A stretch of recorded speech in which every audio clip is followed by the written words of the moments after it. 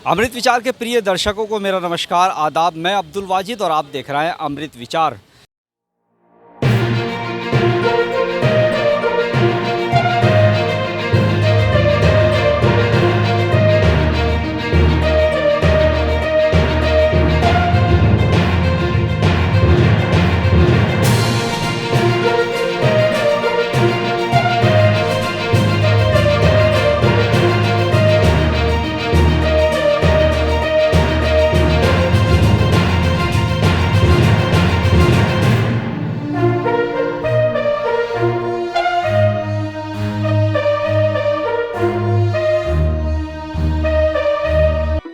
पूरी दुनिया में पीतल की नगरी के नाम से अपनी पहचान रखने वाला मुरादाबाद का वाहिद शहर ऐसा है जहां से इंटरनेशनल और डोमेस्टिक व्यापार लगभग सालाना 12,000 करोड़ रुपए का होता था।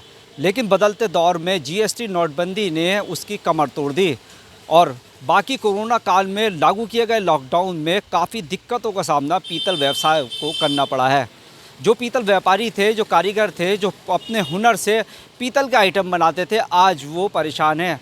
वजह सिर्फ यही है कि कोरोना काल में जो फैक्ट्रियां थी वो बंद हो गई थी और जब वो स्टार्ट हुई तो उसमें छटनी होना शुरू हो गई। हालांकि उत्तर प्रदेश सरकार लगातार आम जनता के लिए कुछ ना कुछ सुविधा उपलब्ध कराती रहती है। इसके अंतर्गत जो विकलांग हैं, ख़ास तौर से सरकार उनका भी ख्याल रखती है। अब आप देख सकते हैं कि मैं इस वक्त मौजूद हूँ मुरादाबाद के सिविल लाइन एरिया में और काफ़ी सारे विकलांग जो पीतल कारीगर हैं वो यहाँ पर मौजूद हैं। वजह सिर्फ यही है कि फर्मों से इनकी छटनी कर दी गई है। अब ये बेरोज़गार हो गए हैं। काफ़ी सारे लोग ऐसे हैं जिन्होंने यहाँ जो विकलांग कल्याण विभाग है वहाँ पर अपनी एप्लीकेशन दर्ज कराई थी, प्राथमिक एप्लीकेशन दी थी। किस तरह से एप्लीकेशन पे उनकी कार्रवाई हुई है, क्या हुआ है, आइए बात कर लेते हैं। सबसे पहले भाई मैं आपका नाम जानना चाहूँगा। जी, मेरा नाम सईम बेग है। आप बताएं कि क्या आपकी समस्या है।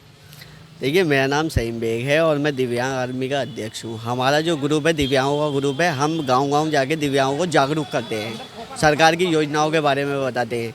ये लॉकडाउन से पहले की बात थी। अब लॉकडाउन के बाद हमारे पास जो दिव्यांग आ रहे हैं वो ये समस्या बता रहे हैं कि लॉकडाउन की वजह से उनका कारोबार बिल्कुल छिन गया है।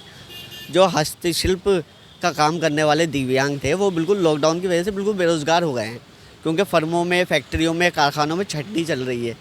तो जो स्वस्थ जो लोग हैं, जो आम नागरिक हैं, जो आम कारीगर हैं, उनको तो काम मिल ही नहीं पा रहा है। तो इन दिव्यांगों को तो बिल्कुल ही मना कर दिया है। अब ये दिव्यांग कोई अपनी रेहड़ी पटरी, जो सरकार की योजना रेहड़ी पटरी वालों की चल रही है, उसके द्वारा अपनी दुकान लगाना चाहते हैं, तो उसमें भी इनको लोन नहीं मिल पा रहा है, क्योंकि उसमें एक ये बैंकों के द्वारा या सरकार के द्वारा ये मांग रखी गई है कि उन लोगों को ऋण मिलेगा जिन लोगों के पास नगर निगम का सर्टिफिकेट होगा।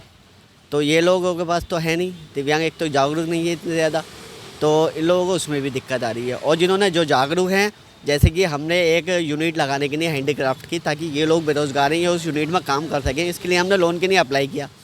एक बार दिव्यांगजन सशक्तिकरण विभाग में 1 साल पहले फ़ाइल डाली थी, अभी तक उसका कुछ नहीं हुआ। फिर प्रधानमंत्री एम्प्लॉयमेंट जनरेशन प्रोग्राम में, जो बहुत एक अच्छी स्कीम है सरकार की, उसमें हमने अपनी फ़ाइल अप्लाई किया लोन के लिए, तो उसकी प्रोसेस चल रही है, लेकिन अभी तक वो लोन हमारा हुआ नहीं है। स्टेट बैंक में, कटघर ब्रांच में हमारी वो फ़ाइल डली हुई है। कितने टाइम से फाइल आपकी प्रोसेस में है। ये पीएमईजीपी की फ़ाइल हमारी लगभग 2 महीने से प्रोसेस में है। इससे पहले कोई अप्लाई किया था आपने बैंक में। जी किया था, प्रथमा बैंक में अप्लाई किया था, एनएचडीसी के अंदर। ब्रांच कौन सी है।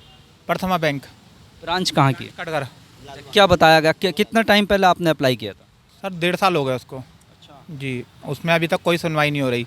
कभी हम विभाग जाते हैं, कभी प्रथमा बैंक जाते हैं, वो टालते रहते हैं। वो तो बस टालते ही रहते हैं कि अभी देख लेंगे, अगले महीने में देख लेंगे, अगले महीने में देख लेंगे। ऐसी तरीके से कम 1.5 साल हो गया हम उनके पास चक्कर लगाते हुए, लेकिन अभी तक कोई सुनवाई नहीं हो रही है। किस योजना के अंतर्गत लोन की फाइल आपने फाइल की। एनएचडीसी के अंतर्गत की थी वो। जी, लालबाग ब्रांच है प्रथमा बैंक की, उसमें की थी हमने। विकलांगों के लिए खास विकलांगों के लिए होती है जो स्कीम है। जी हाँ, ख़ास विकलांगों की नहीं होती ये स्कीम जो होती है, लेकिन उसमें भी कोई प्राथमिकता हमें मिल नहीं पा रही है सही तरीके से। आपने देखा किस तरह से जो विकलांग हैं, जो लोग हैं वो यहाँ पर मौजूद हैं और अपनी जो समस्या है वो बता रहे हैं। आइए एक विकलांग और हैं, इनसे बात कर लेते हैं। भाई क्या नाम आपका। मोहम्मद नाजिम नाम है मेरा। नाजिम साहब, आप क्यों आए यहाँ पर। काम के चक्कर में आया, हमने कहा कोई हिसाब बन जाए कारोबार करने का। धलाई का काम कर था मजदूर। कितना टाइम पीतल का काम किया आपने। कम से कम ये होगा 12-13 साल काम करते हैं। अब क्या हुआ?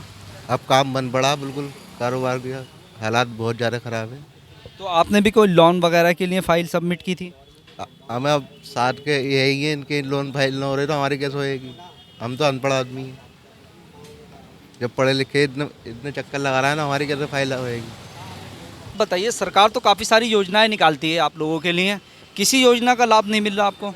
हमें कुछ लाभ नहीं मिल रहा है, आज भी कुछ नहीं मिला। जी क्या कह रहे हैं? परेशानी उठानी पड़ती है हर चीज़ के लिए। बहुत कई तरह का प्रूफ देने पड़ते हैं उन्हें, कई तरह के, उसके बाद भी काम बन भी पाता नहीं बन पाता।